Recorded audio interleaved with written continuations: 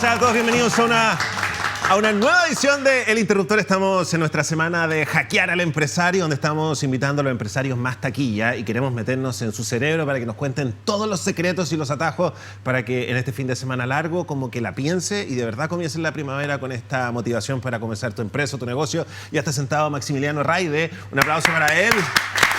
Chicos, Maximiliano Raide es la persona a la cual tenemos que robarle todos los secretos porque tenía un currículum gigantesco.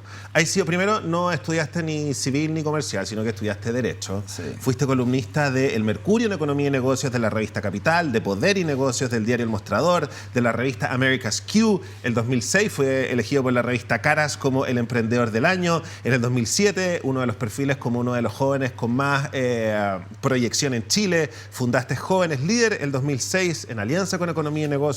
El 2008 con tu hermano pusiste una empresa, Grupo Liderazgo, para promover la gastronomía, la cultura, y ahora eres publisher del Mostrador. ¿Cómo se dice? ¿Qué es lo que es publisher? ¿Es como editor, director? Porque es una mezcla. Siempre.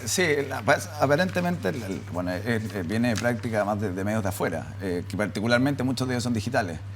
Y tiene que ver con una relación comercial, tiene que ver también con la apuesta hacia nuevos negocios, desarrollando también algunas secciones, como la sección Vía, que lanzamos hace un par de meses atrás por temas de inclusión y sustentabilidad, pero es una figura que además también es la cara muchas veces pública hacia distintos sectores. O sea, no solo eres como emprendedor y es como tu tema, sino que ahora también como que... La prensa siempre ha sido mi pasión, ¿no? Te has metido al mundo, ¿cómo se dice?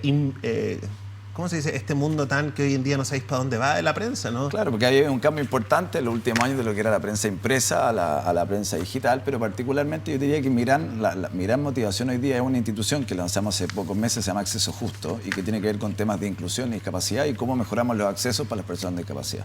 Que eso sí que estoy abierto siempre a hablar cuando quieran de un tema que me parece prioritario hoy día en Chile. ¿A qué te referís con los accesos? Porque hoy día... Quizás de alguna manera en la casa no todos saben las cifras, pero hoy día tenéis más de 2,5 millones de personas en situación de discapacidad, sin contar además lo que significa para sus familias esa realidad. Pero uno de los mayores problemas que enfrentan hoy día las personas no solamente es la situación real que ellos viven, sino que además son los problemas de acceso a espacios públicos, que pueden ser desde clínicas, hospitales, aeropuertos, restaurantes, bares, fuentes de soda, etcétera. Y eso obviamente es un complejo. Los mismos colegios, los mismos liceos, muchos de ellos, gran parte de ellos no tienen tampoco la infraestructura para... Incluso a pesar de que las construcciones nuevas deberían estar bajo estándares, muchas veces no lo están.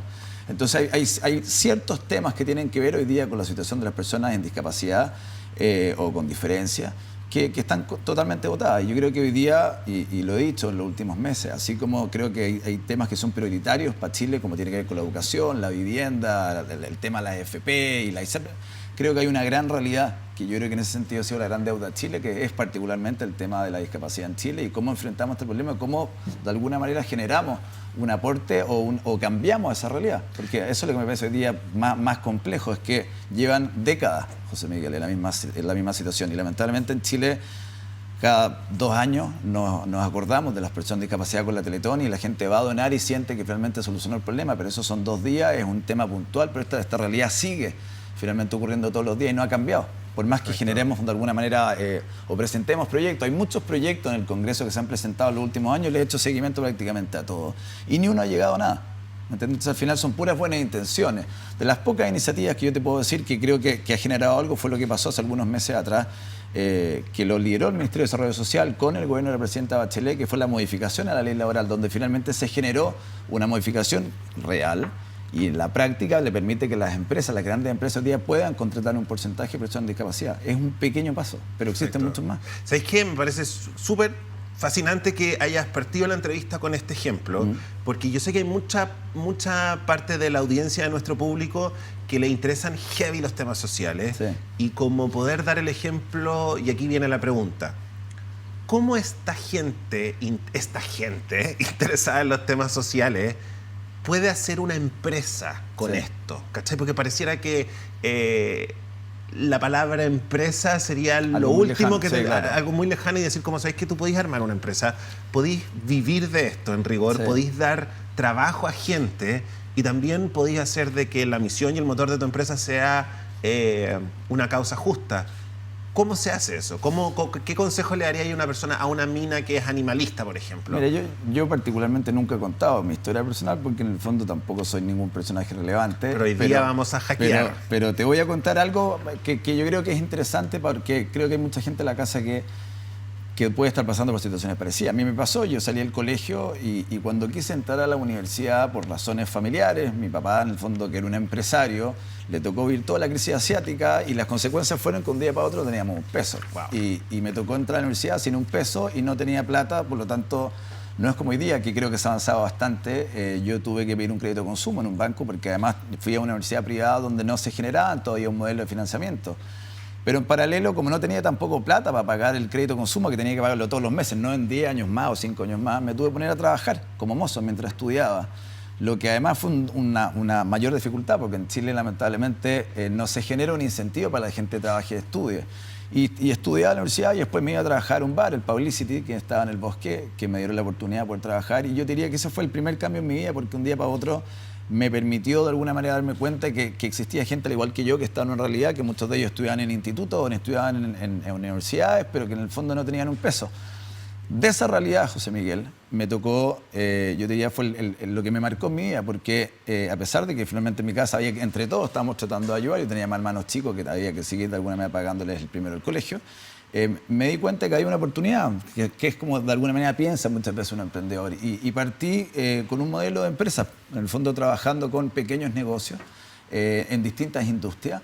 Pero gracias a eso, finalmente, 5, 6, 7 años después, creé lo que fue el Grupo Liderazgo, una empresa que hoy día trabajan 45 personas, que es paralelo en el fondo a lo que ha sido mi función en el diario, pero gracias a esa empresa finalmente yo me pude pagar la universidad hasta que un minuto que no me dio para más, y fue la opción cuando después de entregar la memoria tomé la decisión de no esperar 1 año y medio para el examen de grado, porque dije, este es el minuto en que o le doy a esta empresa y la hago crecer o finalmente la empresa muere. Wow. ¿Me cachai? Pero, ¿y por qué lo hice? Y eso finalmente es lo que hoy día es mi mayor orgullo, porque al hacer eso finalmente logré pagar las deudas mías, ayudar a mi familia y pagar la universidad a mi hermano. Y eso fue mis 3 veces mucho más importante que haberme quedado con un título y decir hoy día soy un abogado y trabajo en un estudio de abogado, ¿me entendés? Okay, muchas campanas con tu respuesta se me prendieron Sí. en la cabeza. Quiero que retomemos lo de cómo transformar una causa social en una empresa más adelante. Pero, a ver, lo primero, la necesidad tiene cara de hereje, ¿no? Obvio. Y finalmente... Pero te hace crecer. Ahora, ¿cuál fue tu primera idea en este momento en el cual tú finalmente, tu familia queda sin el estándar de vida con el cual habían vivido? Sí. Con todo lo que eso significa en el quiebre de la identidad familiar, ¿no? Si tampoco como que el perder cosas no es inocuo. Trabajando, estudiando, ¿cuál fue el primer negocio que tú hiciste? La primera idea, como la primera necesidad que viste en el mercado, dijiste, ya, esta la voy a cumplir así. Sí. Me tocó de casualidad. Mi realidad no era la mía, o sea, había muchos que estaban como yo, y, no solamente en la universidad, sino que también en instituto, y lo que hice fue crear una empresa que en el fondo formábamos garzones para distintos negocios, para eventos que se hacían, en el fondo para banquetería, etcétera, y pues partieron uno y con el tiempo llegamos a tener 250 ¿Cómo se personas. te ocurrió hacer una empresa para formar garzones? Que es muy buena idea, pero Sí, pero no se me haría, o sea... porque me di cuenta que finalmente las empresas que hacían eventos, las banqueterías, de alguna manera el mayor problema que tenían no era la cocina, sino que era el servicio. Y cuando tú contratas a un joven que tiene necesidad, finalmente va a trabajar 2 veces mejor. No solamente para ganarse la plata, sino que además eso también le permite dar un servicio y generar una relación directamente con las personas que estás atendiendo. ¿Tú lo viste trabajando como garzón? ¿Te diste cuenta yo lo vi que trabajando cuando atendía a la gente, en el fondo, tuve los primeros meses, me tocó hacer la mantequilla, limpiar los ceniceros. A los 2 meses ya tuve la posibilidad de empezar a atender muchas veces a gente que incluso conocía, que se descolocaba cuando nunca pensé. Pero en el fondo yo estaba feliz, de alguna manera, haciendo lo que me tocaba hacer. Y ahí me di cuenta finalmente de eso, que hoy día había... que el gran problema que tiene Chile, yo diría que es que en Chile lamentablemente la gente no ve el trabajo del garzón como un trabajo real. Y en otros países sí, así. Yo creo que ese es uno de los grandes desafíos. O sea, es un trabajo que hay gente que lleva 20, 30 años trabajando que le ha permitido financiar la educación de su hijo. O sea, es una realidad y es un gran camino. Yo creo que en el fondo es una de las cosas que deberíamos nosotros empezar a mejorar. ¿Y cómo llegaste a tus primeros clientes? ¿Cómo le dijiste a tus compañeros como, hey, estoy haciendo una...? No, empecé a poner en el fondo aviso en distintos lugares, en el fondo para las personas que quisieran trabajar. Al principio, esto te enseña todo, te enseña a negociar, te enseña a formar una empresa, muchas veces en el fondo te meten el dedo, o sea, son pequeños emprendimientos que de alguna manera te hacen crecer. Después empezamos, de ahí fuimos derivando a otros, después pasé a ser fotógrafo, no sabía tampoco ser fotógrafo, fui autodidacta, me puso a ser fotógrafo de la revista Cara. Y así han sido cosas que... Fotógrafo de la revista Cara y autodidacta, ¿y cómo aprendiste? Bueno, como de alguna manera, en el fondo, primero el foco se desenfocó, después los mismos fotógrafos me fueron enseñando y al final terminé incluso sacando fotos. Excelente. Tuve 2 años sacando fotos, recorriendo lugares, muy interesante. Y así te podría contar de distintas cosas, pero te diría que lo más relevante al final es... y eso es lo que yo creo que, bueno, tuve la suerte de una gran mujer, que es mi mamá, de alguna manera, con la cual en conjunto tú generas una cercanía y la necesidad te hace finalmente enfrentar. Y eso de alguna manera me permitió no solamente salir adelante a mí, sino que de alguna manera la familia completa. ¿De qué manera tu mamá...? Porque mi mamá también, en el fondo, ella toda su vida crió, o sea, trabajó hasta que finalmente le tocó hacerse cargo de mis hermanos chicos, eran mellizos, por lo tanto ella se quedó y después se puso a trabajar igual que mí, y en el fondo volvió a trabajar y partió de nuevo abajo. Es muy interesante cuando uno ve el esfuerzo de una familia. Perfecto. Para salir adelante. Perfecto. Ahora, volvamos entonces ahora a la pregunta que te había hecho. ¿Cómo una persona, cuál sería el primer paso que una persona debería dar si quiere transformar su causa social en una empresa? Es una pregunta media complicada lo que te estoy diciendo, pero... Bueno, existen las empresas sociales también, que en el fondo yo creo que, a ver, lo primero en Chile, y te lo digo por experiencia propia, yo era la antítesis, en el sentido que cuando yo empecé a comentar que quería ser emprendedor, etcétera, toda la gente te miraba raro porque decías, pero tú estás loco, en el fondo enfócate en tu carrera. La gente le tiene susto a emprender. O sea, la sociedad te mira muy raro en un principio. Y te diría que la gran cualidad de un emprendedor, por eso que me gusta mucho siempre hablar, no solamente con los empresarios, sino que hablar con los emprendedores que están partiendo, es porque son todos medios locos. Yo también tengo algo locura para él, en el fondo muchas veces haber enfrentado esto, pero esa locura es lo que te permite ser perseverante. La clave en el éxito de cualquier cosa, sea una empresa, lo que tú tengas que armar, es la perseverancia. Porque hay minutos que son muy complejos donde tú estás a punto de renunciar a todo. Y es en ese minuto donde finalmente yo creo que se marca de alguna manera el punto de inflexión. Y sea una empresa, una institución social, lo que sea, de alguna manera, en el fondo, ese es el punto clave. Y ahí es donde las empresas o las instituciones siguen o finalmente desaparecen. Lo mismo pasa con los restaurantes, lo mismo pasa con todo tipo de industria. Perfecto. Ahora, tú estudiaste Derecho. Sí. Fernanda Vicente vino el día de ayer que estudió periodismo. Sí. Tati Guilof estudió periodismo. ¿Cómo hay suplido la falta de conocimiento de números? ¿Cachai? Como esto de la ingeniería. Mira, la clave está en tener buenos equipos.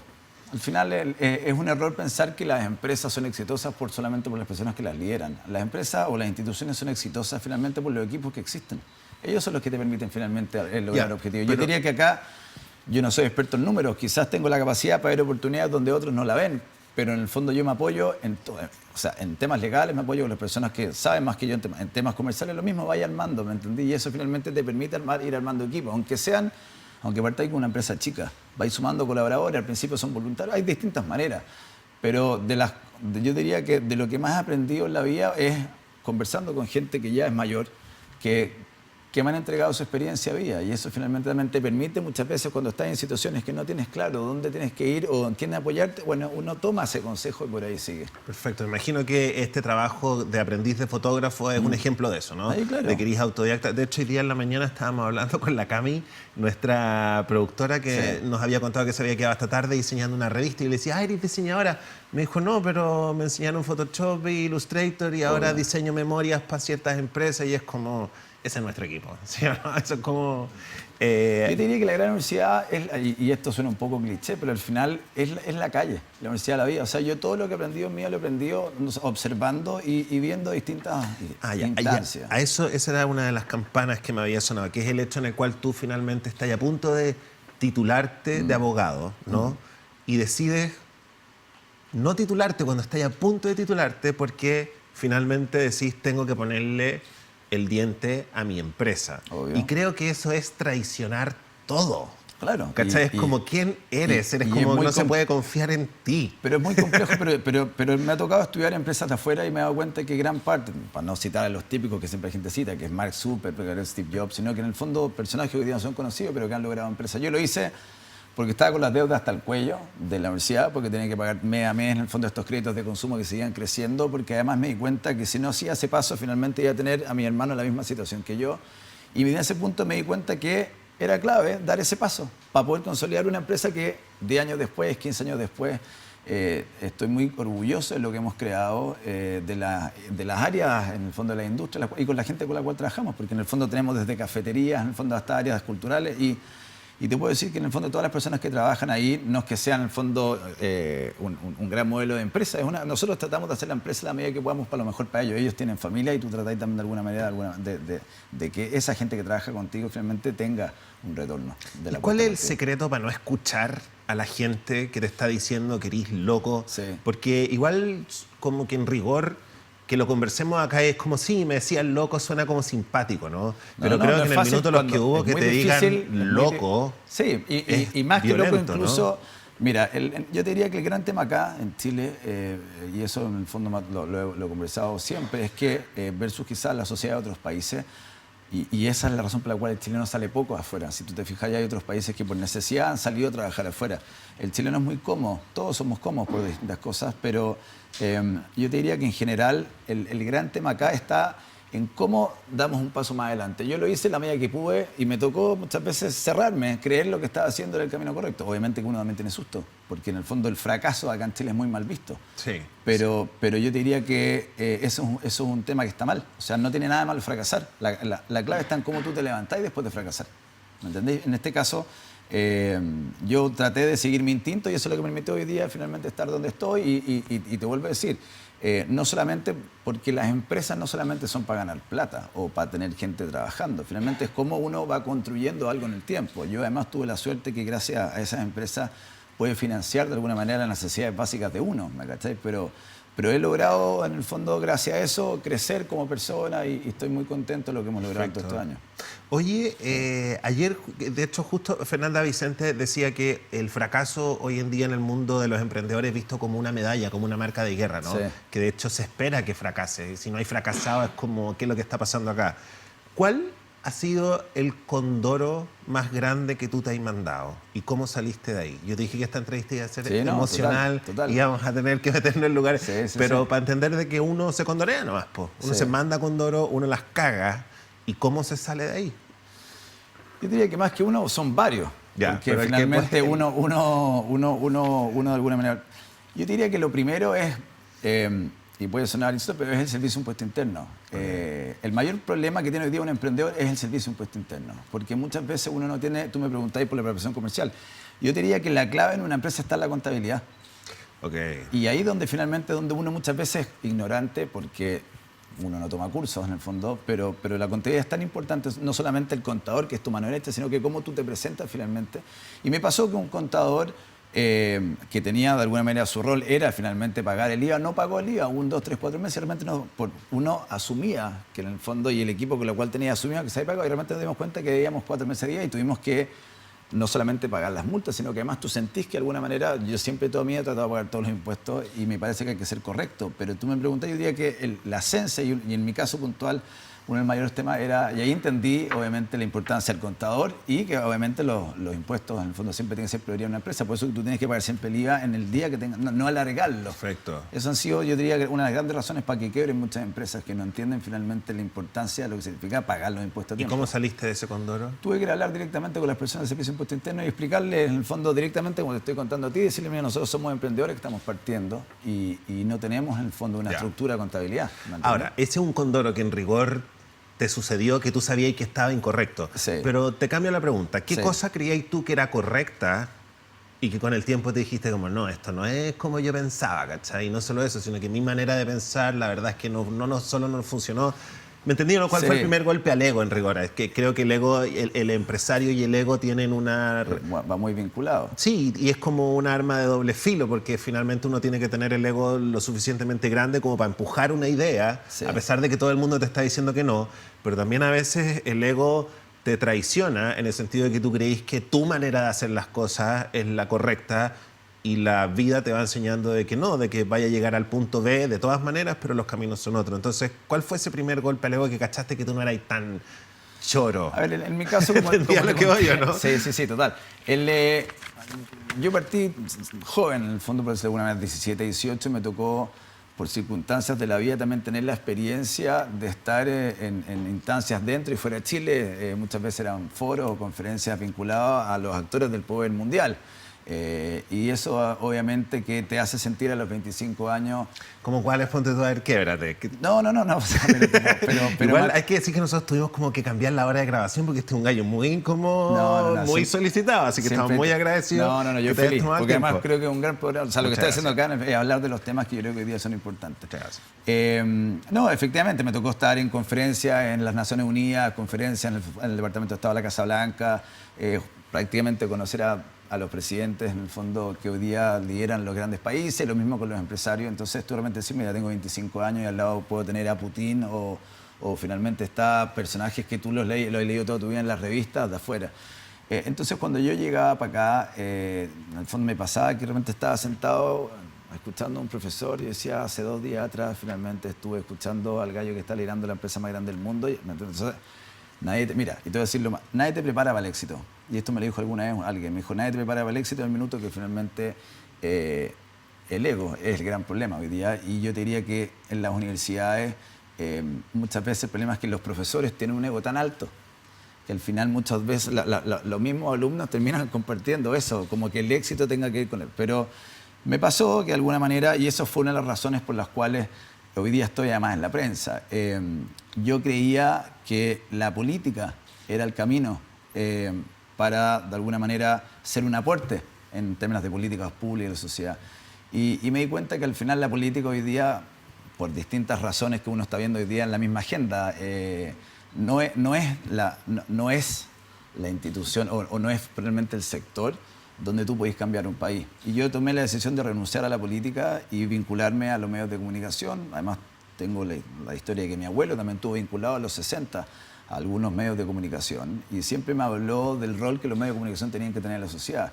Y eso fue finalmente hoy día la razón por la cual hoy día estoy en El Mostrador, que además quizás es la antítesis de lo que muchos podrían haber pensado, porque me podrían haber vinculado quizás a medios más tradicionales, con los cuales particularmente en el caso de uno siempre estuve vinculado. Pero yo creo que hoy día la apuesta y la agenda la están haciendo los medios que están siendo un aporte. Y yo creo que la agenda del Mostrador, por más que sea un medio independiente y 100% digital, es lo que nos está llevando a que las nuevas generaciones también estén con nosotros. Perfecto. Vamos a hacer una pausa comercial. Ustedes pueden comentar el programa con el hashtag El Interruptor y seguimos hablando con Maximiliano Rayde. Nos vamos a meter más en su cabeza para que nos cuenten más secretos y atajos para que de verdad te motives. Y este fin de semana, ojalá que lo pasen bien y marinen las ideas. De hecho, ayer ya estábamos comentando que algunos ya queríamos hacer nuestra empresa, ¿cachai? Si esto funciona. Volvemos enseguida.